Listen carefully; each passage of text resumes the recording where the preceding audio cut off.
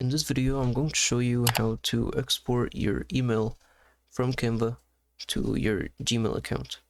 So here I have this email that I designed, and then I'm going to click share at the top right, and then click on Gmail. And here they're going to ask you to connect your Gmail account. So I'm connected already. So once you're done connecting, you're going to see this export to Gmail button. So click on that. And now the exporting process is going to start. And as you can see, I think it already is done. So yeah, once it's done, it's going to show it like this. It's going to take you to the Gmail app or your email account, and then it's going to show you a draft of your email. You can also change it from here.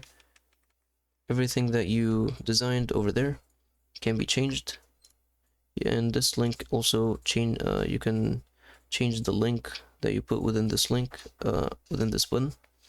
And yeah, that's about it. That's how you can export your email to from Canva to your Gmail. And that's it for this video. Please don't forget to like and subscribe.